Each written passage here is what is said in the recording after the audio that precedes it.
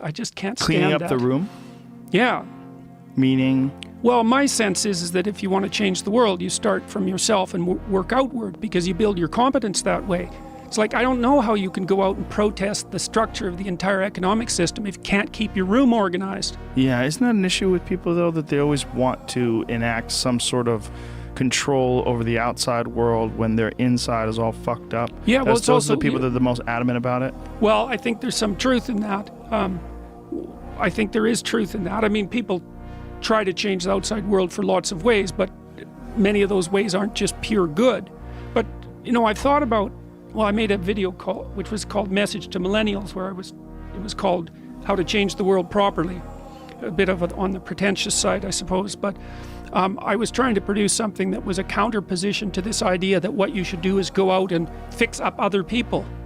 You know, that's just not right. And there's a New Testament line about that, something about, you know, not worrying too much about the log in your neighbor's eye, or about the speck in your neighbor's eye when you have a log in your eye. It's like, yes, no kidding, but, you know, do you really want to face that? And so what I've thought about is that, well, what you start to do is you start to tell and act out the truth locally, like within the domain of your actual competence, you know, because the world presents itself as a series of puzzles, some of which you're capable of solving and some of which you're not. And you have many puzzles in front of you that you could solve, but you choose not to. You know, those are the things that weigh on your conscience. It's like, you know, well, I should really do this, but you don't. It's like, so I had this idea a long time ago, because the world is a pretty dreadful place. I thought, well, what would the world be like if people stopped avoiding the things they knew they should do? You know, because the question is, how much are we contributing to the fact that life is an existential catastrophe and a tragedy? How much is our own corruption contributing to that? That's a really worthwhile question.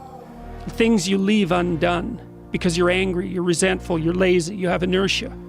Well, you consult your conscience and it says, well, you know, that place over there could use a little work. It's the same as working on yourself, and so you clean that up because you can. And then things are a little clearer around you, and you're a little better off because you've practiced a bit, and so you're a little stronger, and then something else manifests itself and says, well, maybe you could like take a crack at fixing me up too. So you decide to do that, and then that gets a little bit more pristine, you know, and soon, and it's humble because you're not exceeding your domain of competence. You know, it's like, don't be fixing up the economy, 18-year-olds. You don't know anything about the economy. It's a massive, complex machine beyond anyone's understanding, and you mess with it at your peril. So, and can you even clean up your own room? No. Well, you should think about that. You should think about that. Because if you can't even clean up your own room, who the hell are you to give advice to the world?